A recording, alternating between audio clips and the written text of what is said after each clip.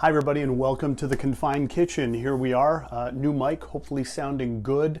Got the new lights. We're kind of improving as we go. We're learning.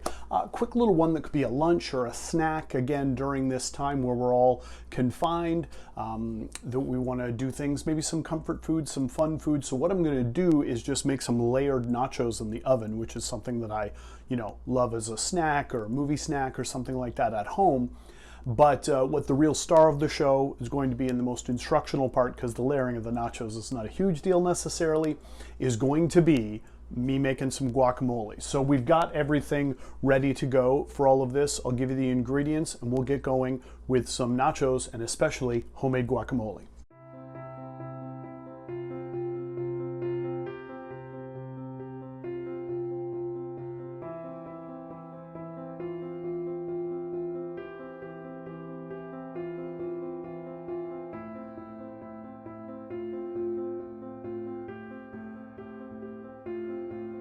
So we've got our corn chips ready to go. We're going to have those for after.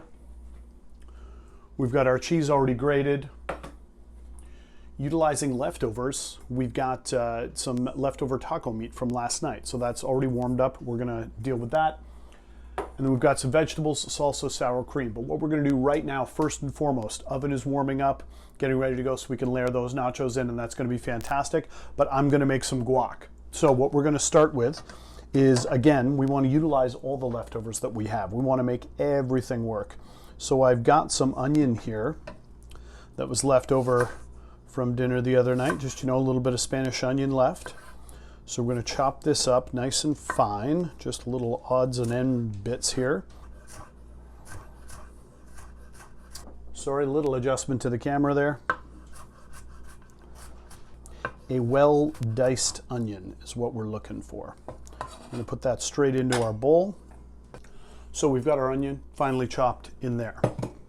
Now we're going to do some jalapeno. So with the jalapeno, what I like to do is top off, and then I just slice down the sides.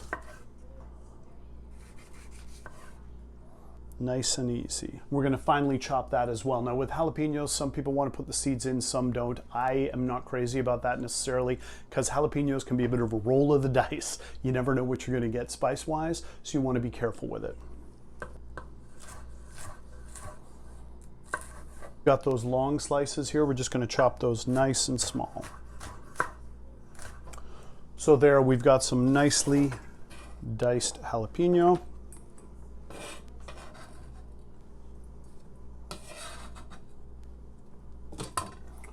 Right in there.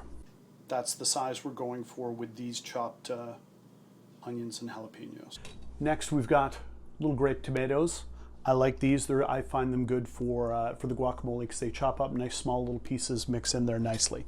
So I will just cut that in half. It's a longer one, so then in 3 pieces. So we got about 6 right there. So we've got that tomato chopped nice and small. Right into the bowl. Nice little premix of the veg there, ready to go. Now we've got that in there. We're going to add the cilantro later. I've already chopped some fresh cilantro, which is good to go there, so that's awesome. Now we're going to put in the star of the show, the avocado. So I got a half avocado left over from earlier today. Now, unlike when I've shown some of my avocado chopping methods before, we're going to do something a little different this time. So these ones, I couldn't get any good soft ones. These are a little bit firmer than I'd like for a guacamole, but we're going to make it work. We've got one really good soft one, and then the others are a little more firm. So we're going to still do the cut in half, right down to the pit, circle that knife around, twist it off, boom, and then just a little chop and turn. That pit was a little stubborn, but we got it out of there. Good to go. So we're just going to keep the halves like this out, and then I'll show you a different method to cut the avocado, because it's just going to be kind of a rougher chop for the guacamole, because it's going to get all mushed up anyway, so it's no big deal. We have a tablespoon here, and all we're going to do is just take the avocado and put the spoon in. This also helps so you don't get any avocado cuts on the inside of your hand when you're going through with the knife. You just do a few of those across with a spoon, and then a few this way. almost like you're cutting with the spoon and making that. And then we're going to scoop that right in.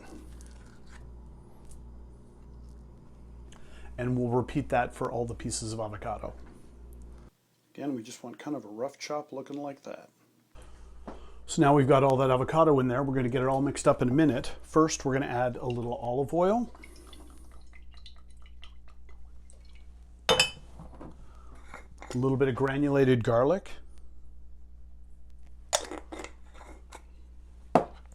Kosher salt.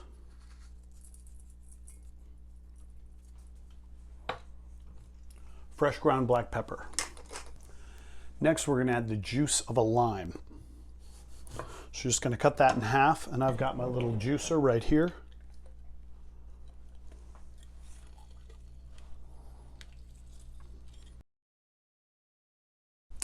Now we're just going to mix it up.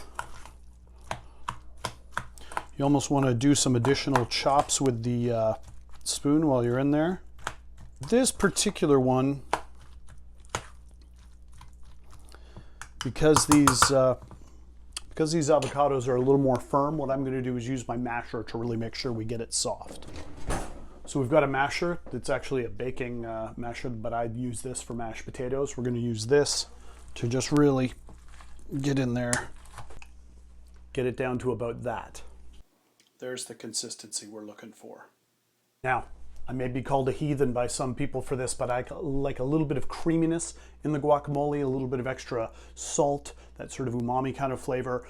Add that in there. Normally, if I had British salad cream, which I really only use for this, but I don't. So we're going to put, don't be doubting until you try it, just a little bit of mayonnaise.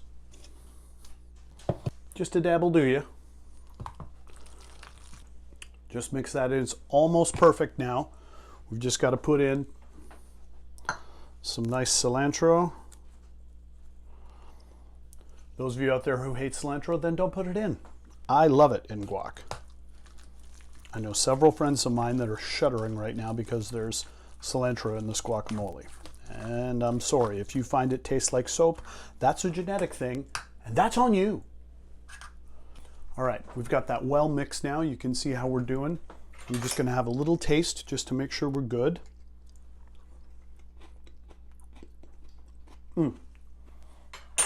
That nice bright lime in there, a little bit of the salt, just that hint of garlic is nice. Really good stuff. Okay, so we're going to put this over here in a bowl with some salsa. That's going to go with the nachos. Then we'll get these going. Now, friends, anybody who's ever had these with me knows that I pride myself on these layered nachos. So you got to be real careful with the chip placement. So we're going to take these. We're just going to lay some of these down. Fill in all your little spaces. Just a nice sized little first layer there. We're going to put some cheese right on top.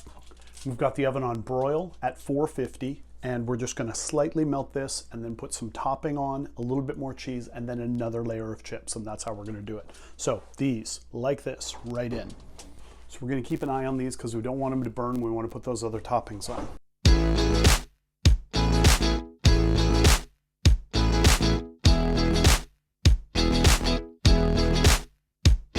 Now, just before we get those out for the first layer, we've got ground beef from tacos that were made last night. If you've got something from a taco kit that you made, great. With this, I just did chili powder, garlic, cumin, salt, pepper, and a little bit of Tex-Mex spice. Just kind of did that to taste. That's what in our tacos. So this is leftover. It's still cold out of the fridge. We're just going to sprinkle it on top. And for the veg, we have some grape tomatoes, Spanish onion, orange pepper. That's going to be sprinkled on there. And our cheeses are white and orange old cheddar. So these are looking good. A little melt on the top, which is exactly what we want. Perfect first layer. Light melt, nothing burned. So now we're just going to sprinkle some of this ground beef right on there. And then we're going to go tomatoes and peppers and a bit more cheese. Because, you know, it's nachos and we need cheese. Rest of the toppings for that next layer. And we're going to do a quick melt back in the oven.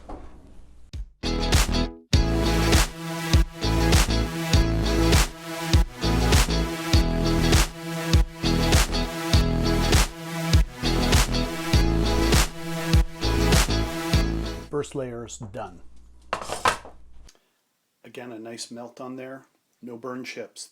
So now we add another layer of chips on top. This is where careful placement, and I know I might be a little ridiculous about it, but I'm almost one chip at a time and filling in the little spots. Call me crazy, but that's nice coverage. Just saying. All right, now we're gonna add some more cheese onto the top of that. Let's get that in there and get this next layer just melting down nicely.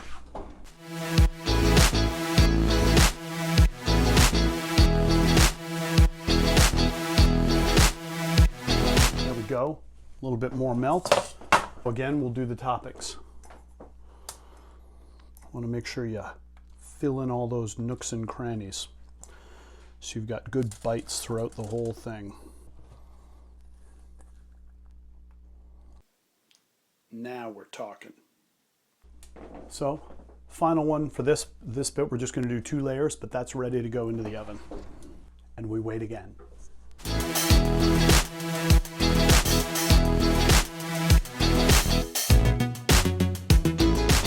There we go. This is what we want, all the melty goodness and not a burned chip in sight. Coverage all over. So what I'm going to do now is I've got a serving plate out here. So you're just going to, that's why I put the foil down underneath. Just going to pull this right off the cookie sheet and onto here. Fold that all over. So friends, we have our sour cream. We're ready to go. We have some store-bought salsa. We'll make salsa another time, and that lovely guacamole that we made.